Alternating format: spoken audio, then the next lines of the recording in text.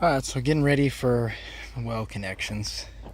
I haven't got the pump order. I got a pretty stinking high price, I think, to basically drop the pump, the drop pipe, the controller, the valving on the top, the check valve. 12,500 bucks. Seems like a lot to me, but so I'm shopping that around right now. But that's basically getting that set, and then I would still end up having to make a connection to the, you know, existing main, and also get power down here. So I don't know. Seems like a lot. So I'm shopping around on that. But in the meantime, so that'll be at least a couple weeks to get that specific pump and stuff in.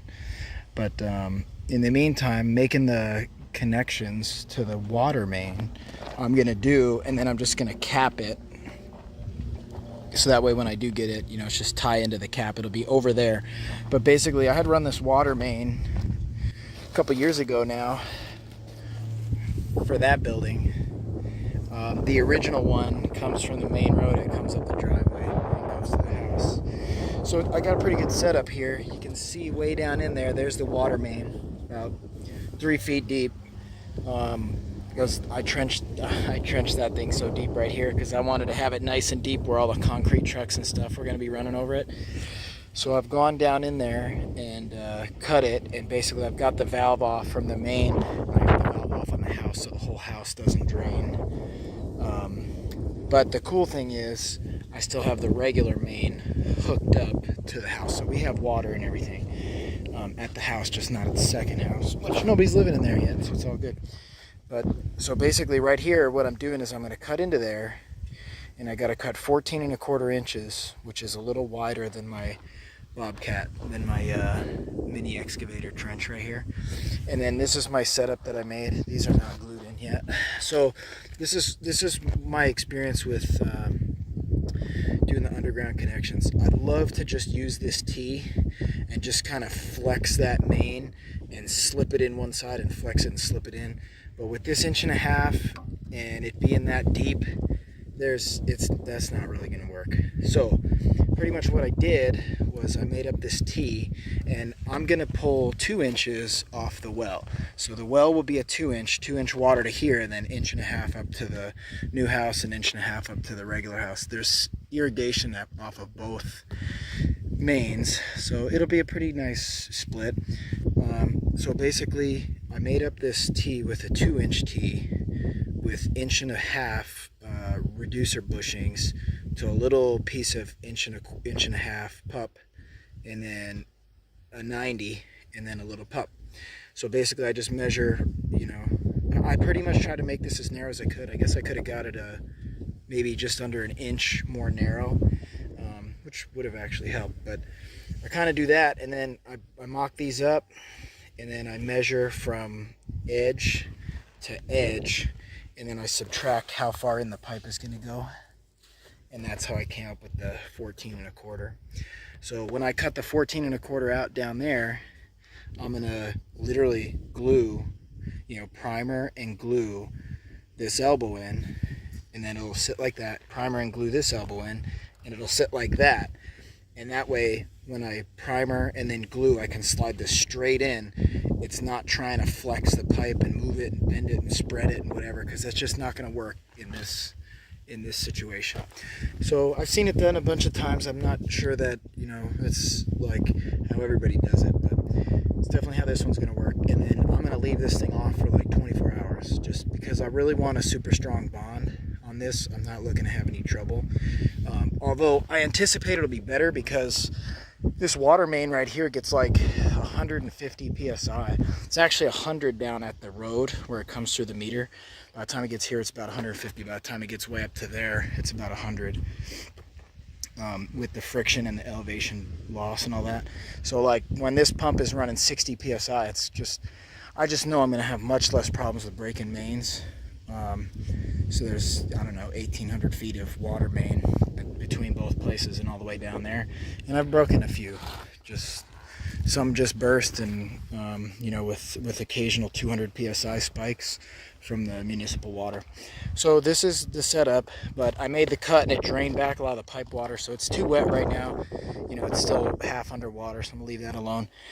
In the meantime, figure this is gonna come over here, and I'm gonna do a T right here, 2-inch going to the main, and I've got actually 2-inch going down this way. I'm gonna show you that in a second. Then 2 inches gonna come off the T, come over here, stub up, and I'm gonna cap it, because I've never done a well, so I'm not 100% sure on how this gets, you know, the final connection. I know that there's gonna be a well cap, I know there's gonna be fittings, I know there's gonna be a couple connections, the wire's gonna go through it, and then I believe the pipe is gonna get connected to the bottom side and then just come out the side. So that'll just mean I have to basically take the part stubbed out with a gate valve on it and attach it there. So that's why I'm going to get that thing stubbed out right over there and capped.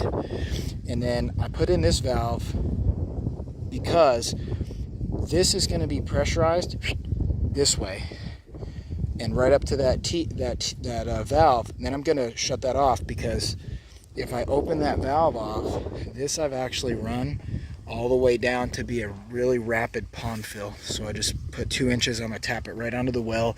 So if I need to fill the big pond over there, I just come over here and I open the valve, and that'll activate the pump down in the ground and just blast it at, you know, 35 gallons a minute or more, probably quite a bit more, probably 45 or 50 gallons a minute.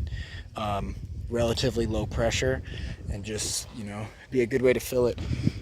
In the case that, you know, it's going low, I have another way to fill it on a timer, but if I wanted to fill it fast, I do it this way. Or also, you know, there's another big fire back here, and I know that they're going to be coming in with the helicopter and scooping from the pond like I saw them do in the past with another neighbor's pond. You know, I'll open that sucker up and they won't be able to pull water faster than this can fill it. So, and then, you know, I still got the 5,000 gallon tank back there. So it'd be pretty cool. And actually one of those pipes there feeds the 5,000 gallon tank, so I'm just going to bring that down and tee that in also. Because my plan was originally to pump the water up to the 5,000. Then this hit such huge water that it's like, forget that, you know.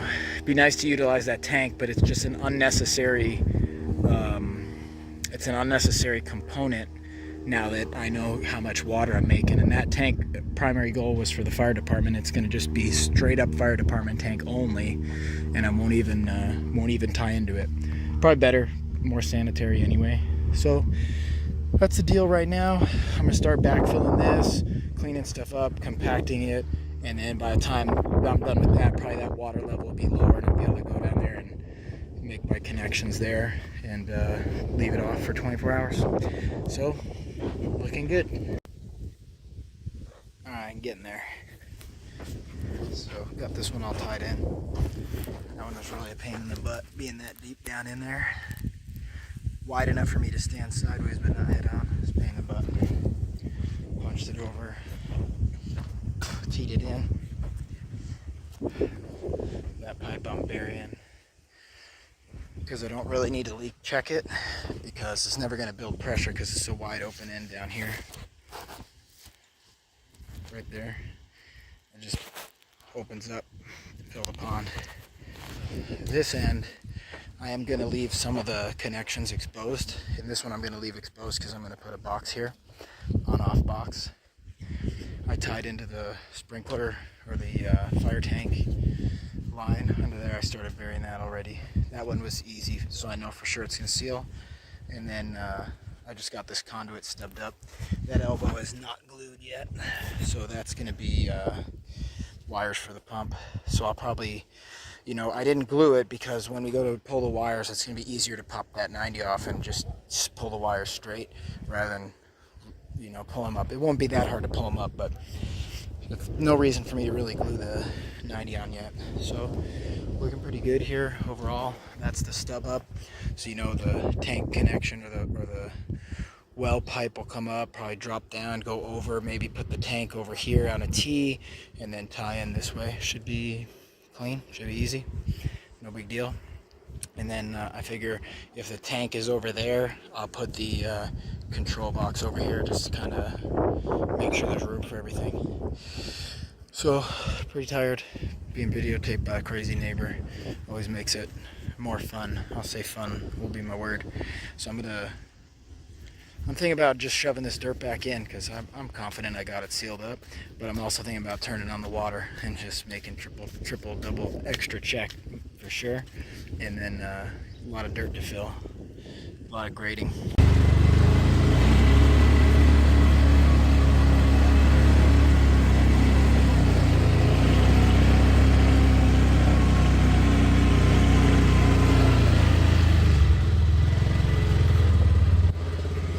Short video.